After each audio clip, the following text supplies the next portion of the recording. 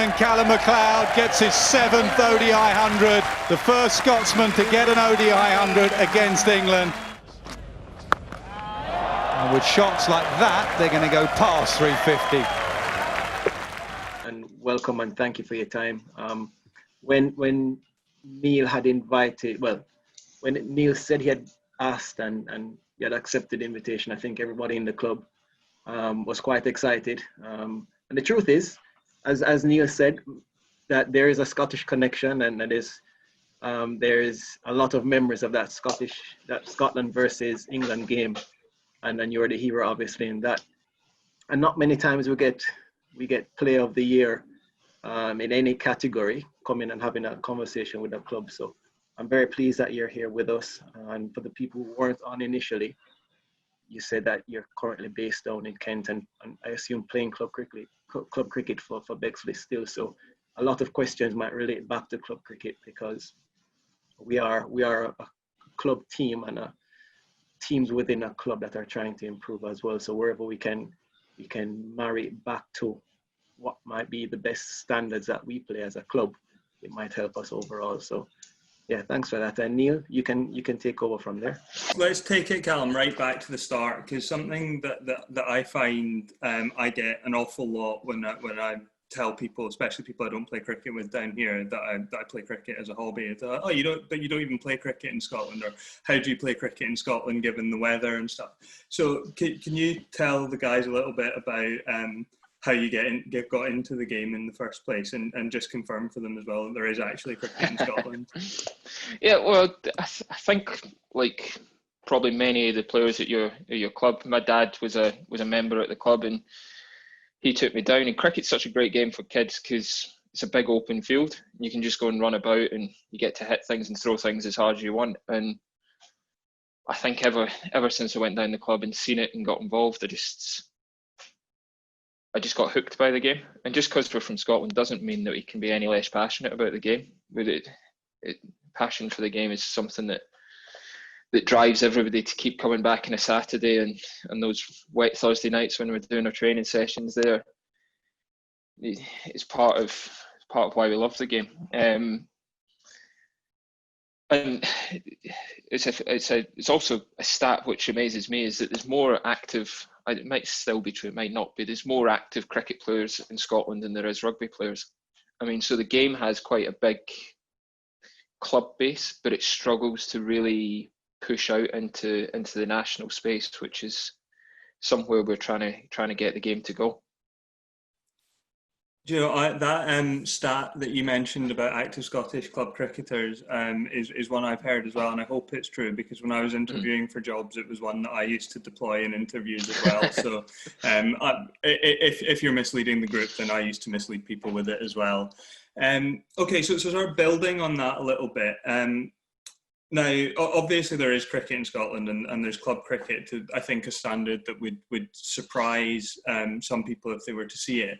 But being or becoming a professional cricketer, certainly at the time when we were growing up, was something that I would have thought, and correct me if I'm wrong, wouldn't really seem like a realistic option to most Scottish kids, and yet you managed it. And I was just wondering, is that something that you always wanted to do or always had in mind, or when did it become a reality for you?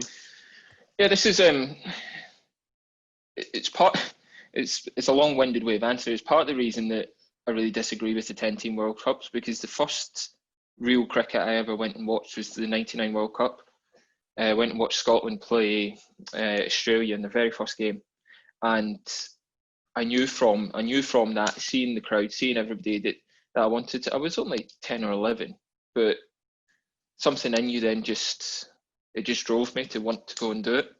And I was quite lucky at times with the coaches. The coaches who came into Scotland had good links down in England, and they probably seen me at the right time. There's always a little bit of luck if you're going to go and become a professional, along with a lot of hard work. But I think ever since I seen cricket being played, and certainly by players in Scotland who I knew were professional, I think it was just something that I had a desire and a passion to go and do it. I think it's becoming more of a realistic option for guys just based in Scotland now. The national team, I think every single player nearly is a full-time contracted cricketer now, which gives the guys who grow up in Scotland that opportunity to become a professional in Scotland without having to go down the route of trying to go to counties and trialling all the time. I remember watching that that '99 World Cup as well. I think you're about, I think, like 8 or 9 months younger than I am, so I think we're about ages, and I remember being so inspired by it as well. Did you have any sort of particular heroes from watching that, or people that really inspired you? And did you ever get to play with any of them afterwards? Yeah, two that definitely stand out. Being a young fast bowler at the time, watching John Blaine run in and bowl, and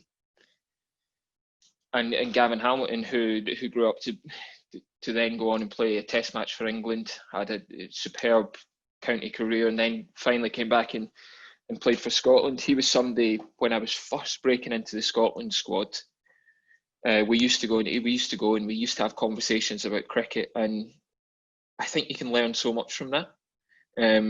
Talking about the game and just getting ideas. You don't have to use everybody's ideas, but I think it's a really important way of learning. So the opportunity to go and play with two of those guys who I watched playing that was something that meant quite a lot to me, because they helped me. And then George Salmond, who was the captain at the time, I never got to play with him, but I've met him a couple of times since, and he's one of those players that I wish I'd been able to play under his leadership. He talks and he looks in a way that would be an enjoyable captain to play under.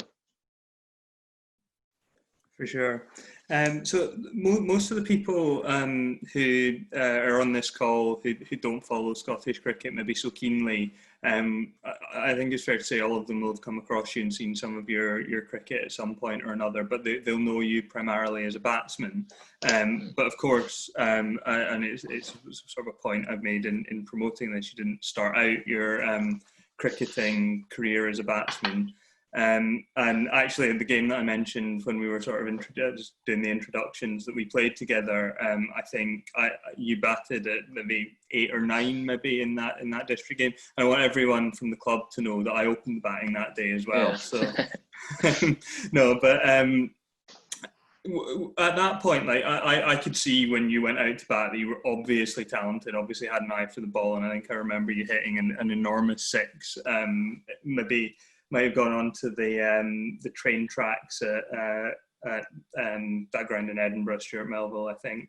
But anyway, a big 6. But I got the sense that batting was something that you were pretty good at, but that I don't know, in that game anyway, that you maybe didn't take quite as seriously as your bowling at that time. Is that fair? And or how did you regard batting at that point? I think you probably summed it up pretty well there. I think, like I said, just the opportunity to go and hit the ball as hard as you can. I wanted to do everything as fast as I could. I wanted to try and bowl as fast as I could. I wanted to try and field and throw it as hard as I could. And just that basic skill of hitting it, that's what I enjoyed. But there's so much work to go from being a lower order batsman who likes to try and hit 6s to actually then the development to becoming a batter and making decision making, and that's at any level. I think the majority of it's about making clear decisions, but at that point that was so far from my thought process. I just wanted to hit it and get back to bowling. Funny you say that you ran in and tried to bowl as fast as you could, because the day was one of those sort of typical Scottish days where we'd been on and off for rain. It was pretty cold, and I remember standing at first slip while you were bowling and just thinking, I hope to God nobody edges this, because it's just going to take my head off. You certainly managed the bowling pass part. So yeah, shortly or around that time was when you got offered your first, I guess must have been pro contract or youth contract or something with Warwickshire, and I remember that being that sort of feeling like pretty big news in the Scottish cricket community. It's like despite the number of active players, quite a small community, and everybody knows what's going on and takes a keen interest in it. I remember it sort of feeling like a bit of a ripple of excitement that this young guy had this success. Can you talk us through a little bit what that moment felt like for you, and particularly, did it feel like a sort of the end of a journey, or getting to a destination that you wanted to go to, or just another step along the way that you were going anyway? I think it opened your eye. First of all, Warwickshire is an absolute massive club, so even to get that opportunity where I knew Dougie Brown played, a great Scottish player who had been at Warwickshire for 20 odd years, to even be following in his footsteps and going down there. Now, I didn't play many first team games at all for them, but it was a brilliant place to be, and you were in and around some of the best county cricketers day in, day out. And then when the international guys came back, it was just another opportunity for me to learn. And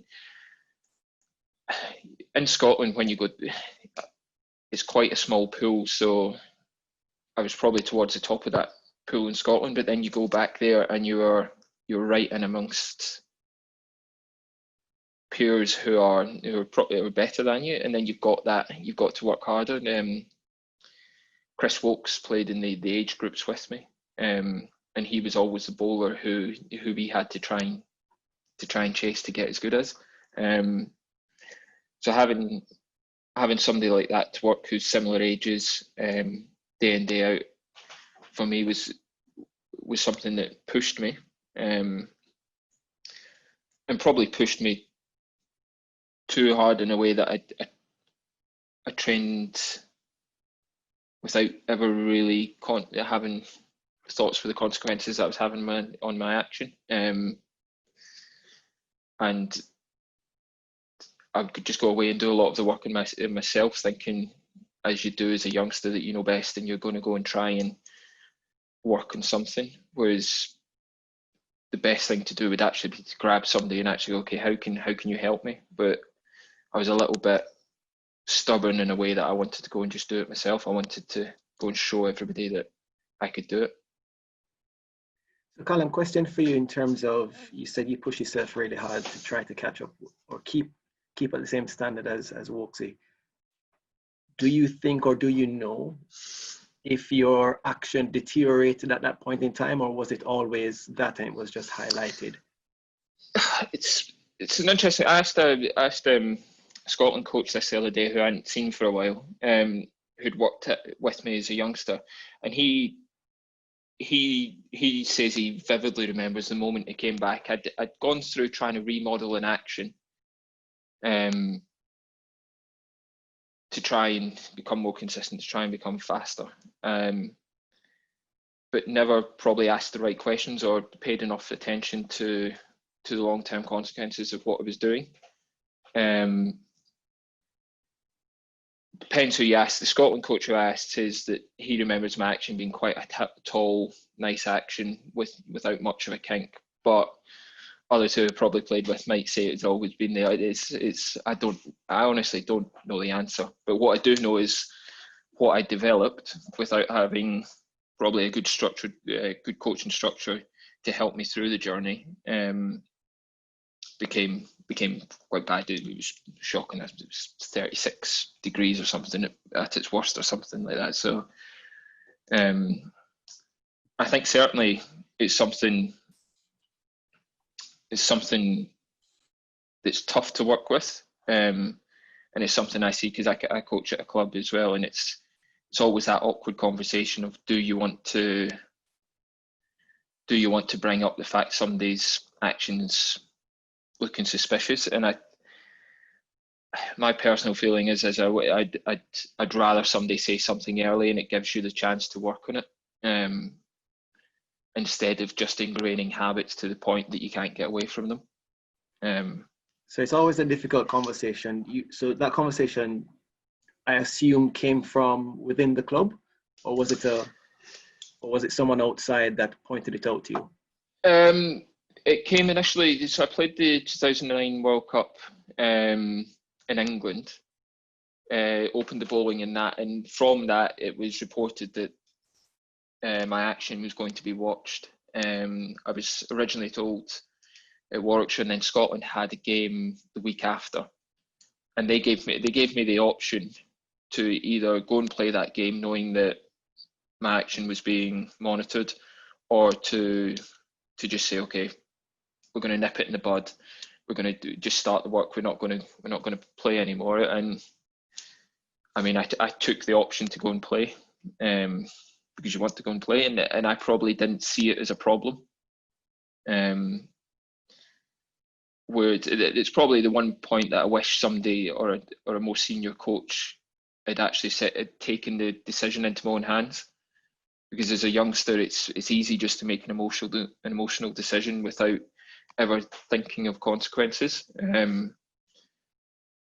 But look, it was a tough time. But when you get called for having an illegal action for throwing it, but in the long term, it worked out for me, and it was probably one of the best things that happened to me because it matured me. But at the time, I definitely wish just a conversation between a coach and a player. It was easier. It would have been easier just to stop it and to start to work on it. So I've heard interviews previously where you've said that Alan Donald did a lot of work with you. Yeah. What was that like, working with someone at that kind of caliber as a youngster? I mean, you guys had Michael holding on the other day. You know what guys who have got that sort of presence and who've played that much cricket, how enjoyable it is to sit and just chat with them. I mean, that's why I say it's one of the best 4 or 5 months of cricket I ever had. I followed the first team around, working day to day with Alan Donald and action, and we got it back to a stage where I could bowl with a straight arm, but I was never going to have the pace to sustain a first class career. But we got to a stage where I could bowl and I could do okay. But just 4 months of watching, it was the year Jonathan Trott and Ian Bell were out of the England side. So I got to watch how they went about their day-to-day business. I travelled in a car to most of the away games with Alan Donald. I had Ashley Giles and the coaching staff. These are guys who you can, if you want to talk cricket, they'll sit and chat to you and you can ask questions. And I probably learned as much about what a good work ethic and what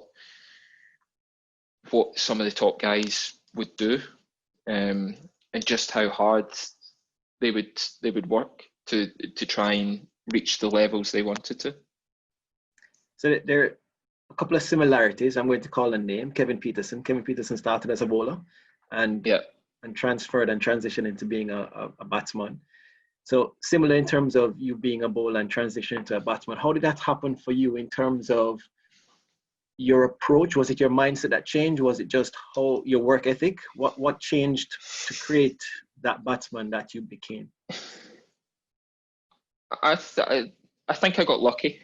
I've said luck twice now, but I left Warwickshire and went back to Scotland at a time where the Scotland side was just going through a big transition phase where they'd had quite a successful team, but they'd all retired at the time. So we had a very young side and we had a new coaching staff, and they put a lot of trust in me. They didn't put any pressure on me really. They said, you're going to go and open the batting, which I'd never done before.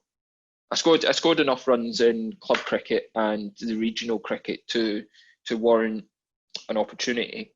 But when I made the Scotland side, it was almost okay, just going, almost just learned on the job. I probably played 20 or 30 games where I had very, very limited success. But it was backed with a work ethic of some of the drills and some of the ideas that I'd seen certainly Ian Bell and Jonathan Trott use, and I would try and mimic some of what they'd try and do, or watch things on TV and go and try it. But I think again it was just the right place, right time that I was able to come into Scotland. If I'd come into the Scotland side now as the batter I was in 2010, I don't think I'd get anywhere near the squad, never mind the team. But we were just in a place then that I was able to play because, well, there was probably nobody else, to be honest.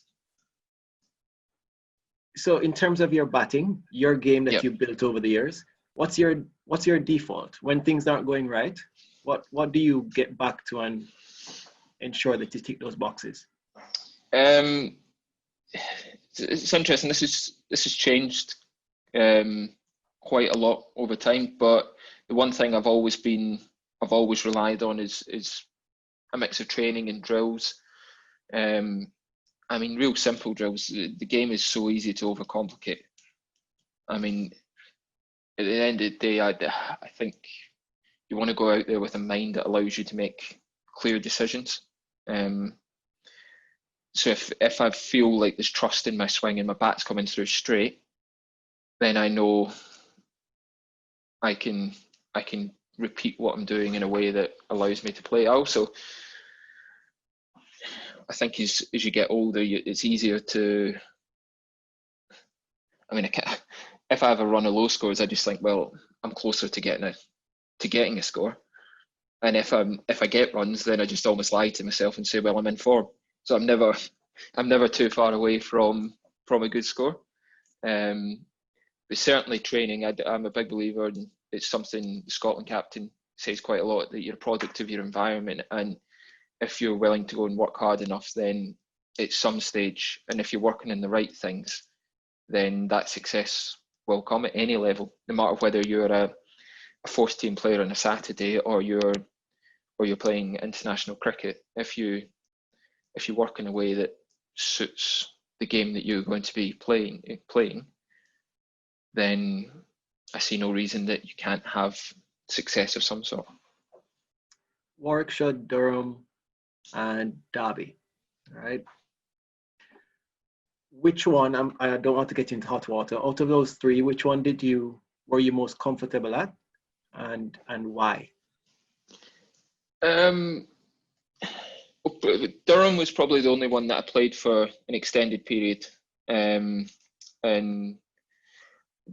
Warwickshire was a great time for reasons that I think I was there from I was 16 to 21. You're young professional, but didn't really play. Durham was a good dressing room where I was probably at my most comfortable. I just didn't score the weight of runs in first class cricket. I'd probably be fair in saying I had a pretty good 2020 record for them, and my one day cricket was okay, but I just didn't score the weight of runs in first class cricket, which is what a lot of counties build their squads around. Certainly that's the way I've looked at it. And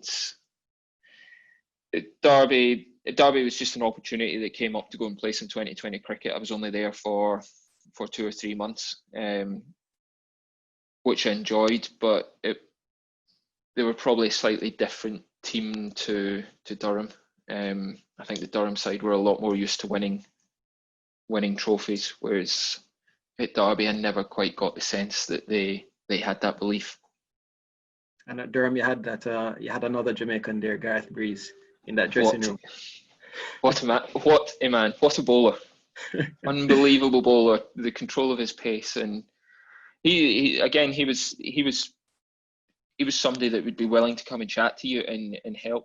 And I seen the highlights of the 2014 Royal London Cup where he scored the final runs at that leave, and that was brilliant. I think that was one of his last one day games for Durham, and what a way to finish an absolutely unbelievable career. He's tried to leave that, and he's got it through the gap, and there it is. Gareth Breeze scores the winning runs. It's a magical end to his career with Durham.